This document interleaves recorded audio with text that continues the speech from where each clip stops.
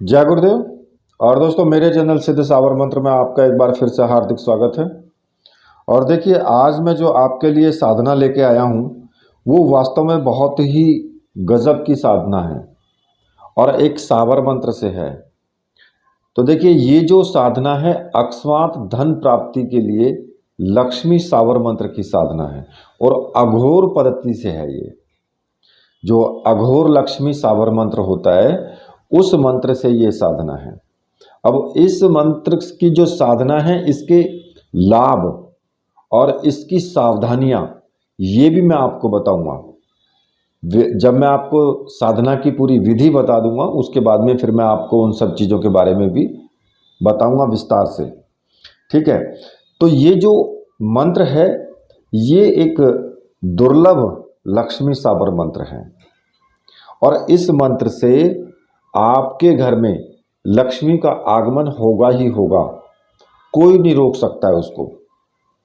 अगर आपके घर की लक्ष्मी बंधी हुई है, कई बार ऐसा होता है लोग बंधवा देते हैं, कारोबार बंध जाते हैं, या आपके घर में बरकत बिल्कुल भी नहीं हो रही है, तो आपके घर की जो लक्ष्मी को किसी ने बांध रखा है या बंधवा दिया है, तो इस प्रयोग से जो माता लक्ष्मी है बंधी हुई भी खुल जाएंगी।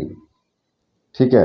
और आपके घर में सदा के लिए वो विराजमान हो जाएंगी। धन से जुड़ी कोई भी समस्या हो बिल्कुल नहीं आएगी आपको। घर के भंडार हमेशा भरे रहेंगे, माता लक्ष्मी की कृपा होती रहेगी। तो ये जो साधना है ये अघोर सावर मंत्र है। ये कई बार मुझसे पूछा गया था, रिक्वेस्ट भी की थी कि जी लक्ष्मी साधना की जो अघोर सावर पद्धति है उससे आप बताइए कि ऐसा कोई मंत्र साधना लेकर के आइए। कुछ लोग पूछते हैं कि जी सट्टा या फिर लॉटरी के लिए कोई साधना या मंत्र बताइए।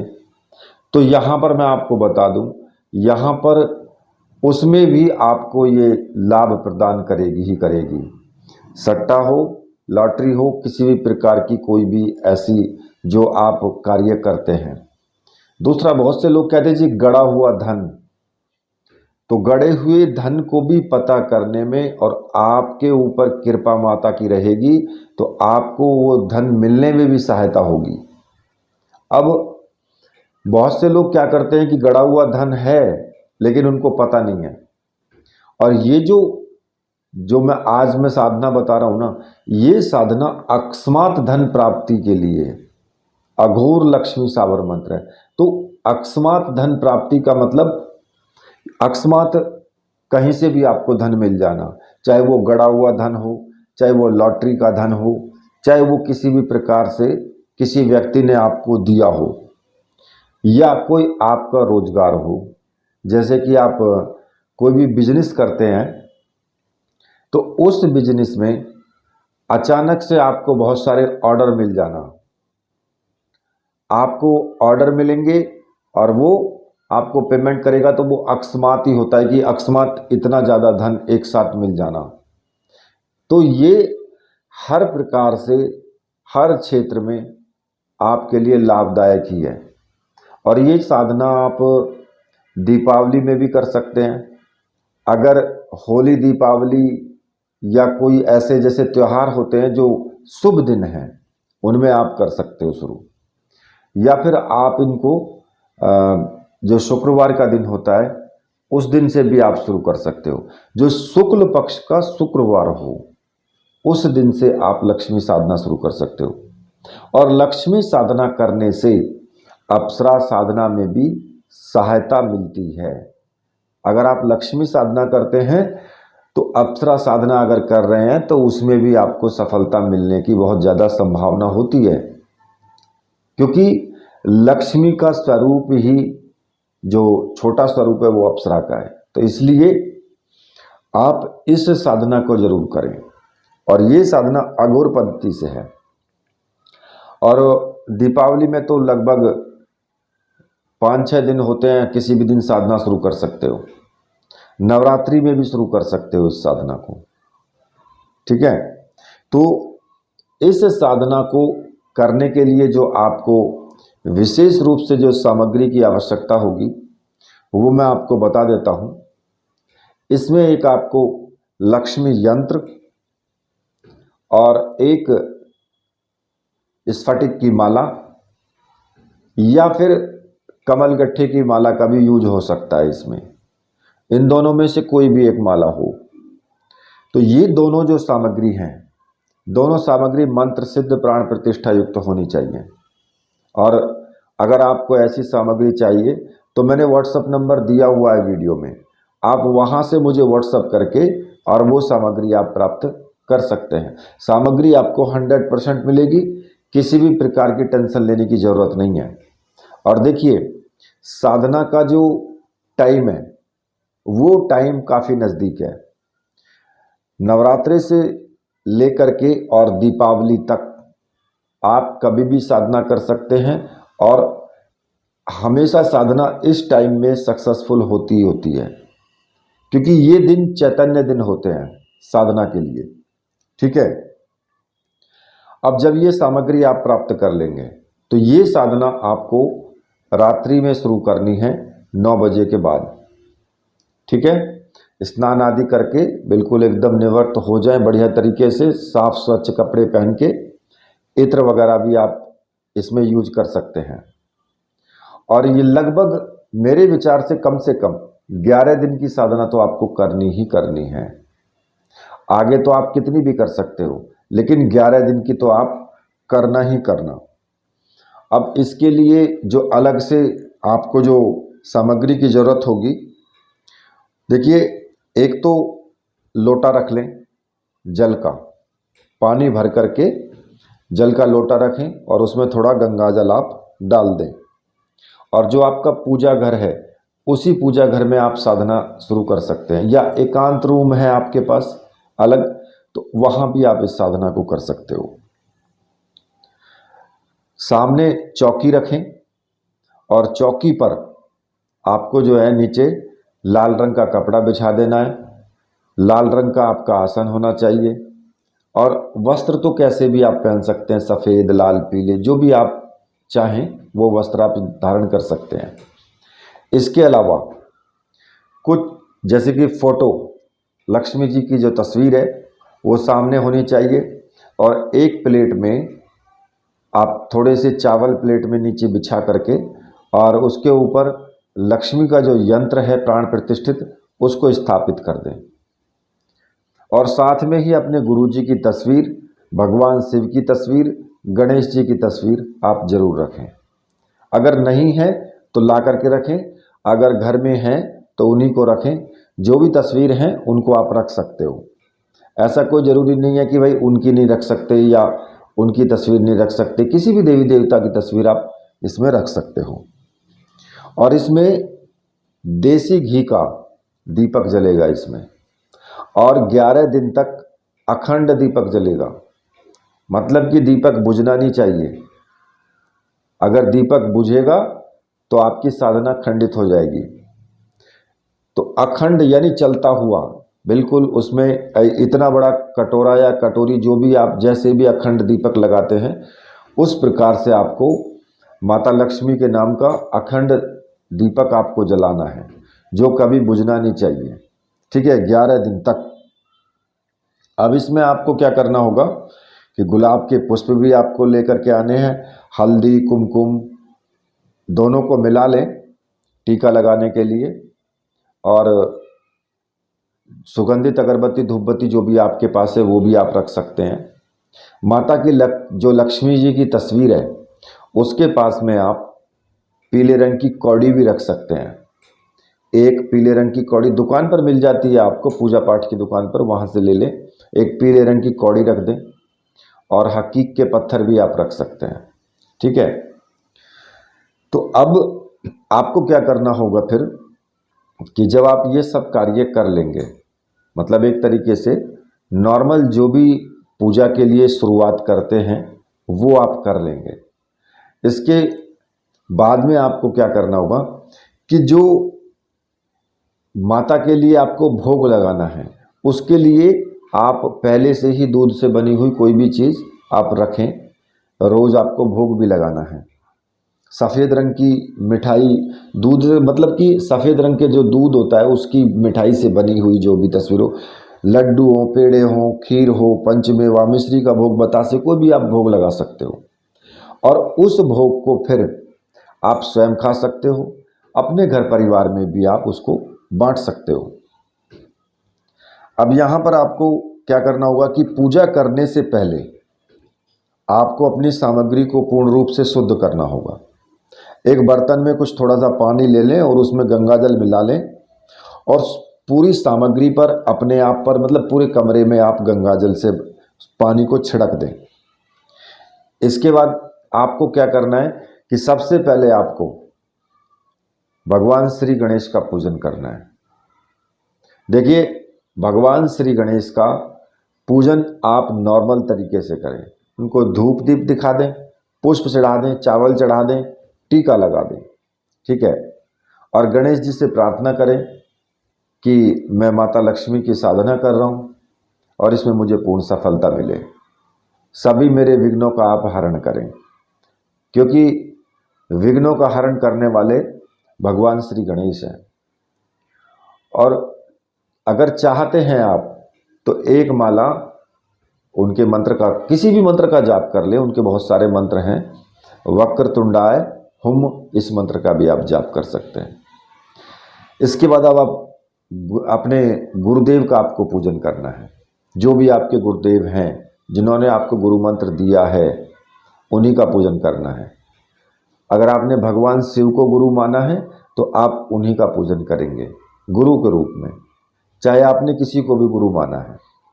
और अगर आपने डॉक्टर नारायण दत्त श्रीमाली जी को गुरु माना है तो आप उन्हीं का फोटो रखेंगे और फिर उन्हीं का आपको पूजन करना है। अब गुरुदेव का पूजन भी आप ऐसे ही करेंगे। गुरुदेव को टीका लगाएंगे, पुष्प चढ़ाएंगे, चावल चढ़ाएंगे, धूप दीप दिखाएंगे और गुरुदेव से प्रार्थना करेंगे कि गुरुदेव, मैं लक्ष्मी साधना करने जा रहा हूँ और इस साधना में मुझे पूर्ण सफलता मिले, आप मुझे आज्ञा दीजिए और आशीर्वाद अपना प्रदान कीजिए। और इसके बाद में अपने गुरु मंत्र का आपको एक माला का जाप जरूर करना है। अब गुरु मंत्र आपका कोई भी है, जो भी आपका गुरु मंत्र है उसी का जाप करेंगे। जिन्होंने डॉक्टर नारायण दत्त श्रीमाली जी को गुरु माना है वो ओम परम तत्वाय नारायणाय गुरुभ्यो नमः, इस मंत्र का जाप करेंगे। और जिन्होंने भगवान शिव को गुरु माना है तो वो ओम नमः शिवाय, इस मंत्र का जाप कर सकते हैं। और जब गुरु मंत्र का जाप हो जाएगा उसके बाद आपको क्या करना होगा कि एक छोटा सा रक्षा विधान आपको जरूर करना है, क्योंकि आप कोई भी पूजा करें उसमें ये नॉर्मल रक्षा विधान आप जरूर करें। इसमें क्या करना होगा कि उल्टे हाथ में चावल ले लें और दाहिने हाथ से सभी दिशाओं में चावल फेंकते हुए आपको मंत्र जाप करना है। ओम असर्पंतु ये भूता है भूमि संसिता, ये भूता है विघ्न कर्तास्ते नश्यन्तु शिवाज्ञा, अप्रमाणान्तु भूतानि पिशाच सर्वतो दिशम, सर्वेषां विरोधेन पूजा कर्म समारंभे। इस मंत्र का आपको जाप करते हुए सभी दिशाओं में आपको चावल फेंक देने हैं और आपकी पूरे साधना काल में रक्षा होती रहेगी। भगवान शिव की तस्वीर रखी है तो उनकी भी आप पूजन करें, या किसी भी देवी देवता की तस्वीर रखी हुई है तो आप उसका भी आपको पूजन करना है। इसके बाद में लक्ष्मी माता का आपको पूजन करना है, धूप से, दीप से, चावल से और सिंदूर से या कुमकुम से। और जो यंत्र रखा हुआ है, यंत्र का भी आपको पूजन करना है, उस पर आप टीका लगाएंगे, पुष्प चढ़ाएंगे, चावल चढ़ाएंगे, ठीक है।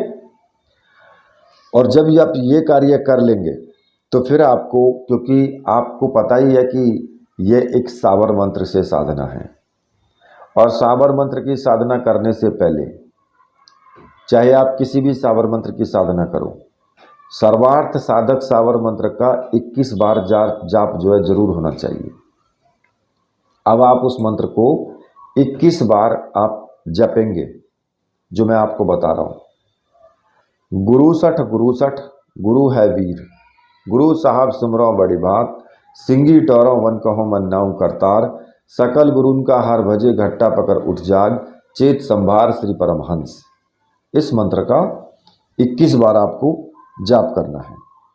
ठीक है, और 21 बार इस मंत्र का जाप करने के बाद फिर आपको जो मूल मंत्र है उस मंत्र का आपको जाप करना है, लेकिन उससे पहले आपको एक संकल्प लेना है। अब संकल्प में आप क्या लेंगे? अपना नाम बोलेंगे, अपने पिता का नाम बोलेंगे, ठीक है, अपना गोत्र बोलेंगे। अगर गोत्र आपको नहीं याद तो अपना नाम और अपने पिता का ही नाम आप बोलें, ठीक है। और उसमें बोलें कि मैं देवी लक्ष्मी का आशीर्वाद प्राप्त करना चाहता हूँ और मैं इनकी 11 दिन की साधना कर रहा हूँ और 11 दिन तक मैं 5 माला मंत्र जाप करूँगा प्रतिदिन, ठीक है। क्योंकि दिन का और माला की संख्याओं का भी आपको इसमें उल्लेख करना है, बोलना है आपको, ठीक है, जिस मंत्र का आप जाप करेंगे। अब उसके बाद में फिर आपको मंत्र जाप शुरू कर देना है। जो स्फटिक की माला है उससे आपको मंत्र जाप करना है और शांत चित्त होकर के बिल्कुल एकदम आप मंत्र जाप करेंगे।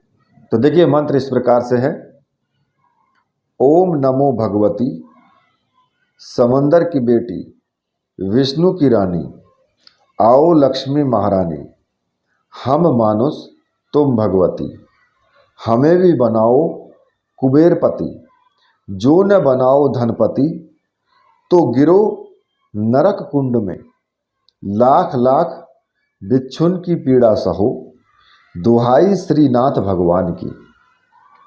मंत्र ये है और इस मंत्र का आपको 5 माला का जाप करना है, ठीक है।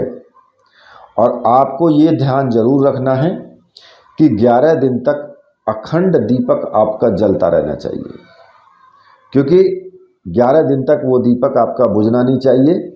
बड़ा दीपक रखें जिसमें ज़्यादा घी आ सके और एक दीपक छोटा सा साथ में रखें, जिससे कि जैसे कि मान लिया आपकी बत्ती थोड़ा कम हो जाती है ना जलती हुई, तो जो अलग दीपक रखा हुआ है घी का, उसको उसी दीपक में से पहले उस जलाएं, फिर उसके बाद उसकी बत्ती को ऊपर करें। क्योंकि कई बार ऐसा होता है कि दीपक बुझ जाता है बत्ती ऊपर करते टाइम, तो अगर वो बुझ जाता है तो दूसरा वाला दीपक आपका जल रहा है, दीपक की ज्योति जो है उसी ज्योति में से ली गई है, तो वो आपका खंडित नहीं होगी फिर साधना, ठीक है, नहीं तो आपकी साधना खंडित हो जाएगी। और देखिए इस साधना में आपको भगवान शिव की तो पूजा करनी ही करनी है, भगवान विष्णु की भी आपको पूजा करनी है। आप चाहे विष्णु चालीसा पढ़ें या विष्णु जी के 108 नामों का उल्लेख करें, इसमें बोलें, क्योंकि लक्ष्मी और विष्णु दोनों की उपासना होनी जरूरी है एक साथ, ठीक है।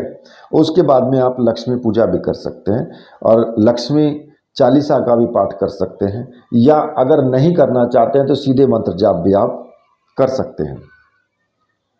अब इस साधना में आपको ब्रह्मचर्य व्रत का तो आपको पालन करना ही करना है, साथ ही साथ में और भी बहुत सारे नियम हैं, वो मैं आपको बताऊंगा।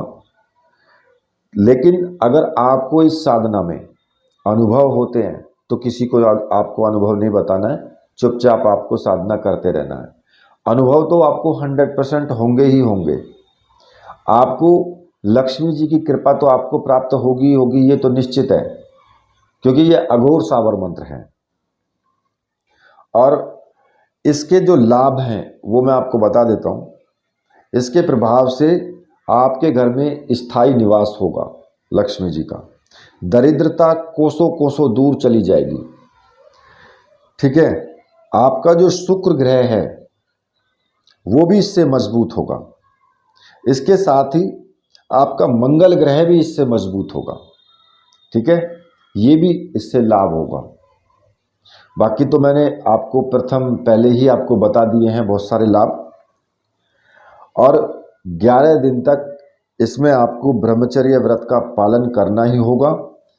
11 दिन तक आपको तन से और मन से, दोनों तरह से, भाई मन से रखना जरूरी है, तन से तो रख लोगे लेकिन मन से रखना भी बहुत जरूरी है। और जमीन पर आपको सोना है, पलंग पर या खाट पर आपको नहीं सोना है। एक समय आपको भोजन करना है, चाहे आप दोपहर में करो, सुबह में करो या शाम में करो, ठीक है। चाय, पानी, दूध आप कितना भी पी सकते हो, उससे कोई प्रॉब्लम नहीं है, लेकिन भोजन आपको एक टाइम ही करना है। और भोजन आपका सात्विक होना चाहिए, उसमें प्याज और लहसुन का प्रयोग नहीं होना चाहिए, ठीक है। जो आपका साधना काल है, उस साधना काल में आपको जमीन पर ही सोना है। ये तो आप ध्यान रखना, बेड पर नहीं सोना है, खाट पर, बेड पर। और जो दीपक जलाया है वो खंडित नहीं होना चाहिए, वो बुझना नहीं चाहिए, नहीं तो आपकी साधना खंडित हो जाएगी, फिर दोबारा से आपको साधना करनी पड़ेगी। साधना तो आप इसी सामग्री से कर सकते हो, चाहे आप कितनी बार भी साधना करो, इसी सामग्री से करो, ठीक है। लेकिन खंडित हो जाएगी तो आपका जो है टाइम खराब होगा। और इस साधना को कोई स्त्री भी कर सकती है, कोई पुरुष भी कर सकता है, कोई प्रॉब्लम नहीं है, ठीक है। अगर स्त्रियों को बीच में ऐसी प्रॉब्लम आ जाती है, उनको महीने की प्रॉब्लम आ जाती है, मान लिया 5 दिन साधना कर ली, महीना आ गया, तो आप 5 दिन साधना करने के बाद साधना रोक दें, दीपक जलता रहने दें। कोई दूसरा देख सकता है दीपक को, उससे बोल दे कि भाई दीपक बुझना नहीं चाहिए, और जब ठीक हो जाए तो फिर आप साधना शुरू कर दें, तो आपकी साधना खंडित नहीं मानी जाएगी, ठीक है। तो देखिए, ये जो साधना है, ये साधना काफ़ी अच्छी साधना है और तीव्र साधना है। कुछ लोग कहते हैं कि भाई साबर मंत्रों में गाली दी जाती है, दुहाई दी जाती है, जी ये तो गलत है। गलत नहीं है, इससे देवता को बांधा जाता है। साधना है, तंत्र प्रयोग है, तंत्र प्रयोग में सब कुछ जायज है, ठीक है। तो इस चीज़ का भी आपको ध्यान रखना है, कोई अपने मन में आपको संशय बिल्कुल भी नहीं रखना है, बिल्कुल सात्विक होकर के साधना करें। इसी के साथ मैं वीडियो को यहीं पर समाप्त करता हूं। तो मेरे साथ बोलिए, बोलिए वीर बजरंगबली हनुमान जी महाराज की जय, बोलिए मेरे परमहंस गुरुदेव की जय।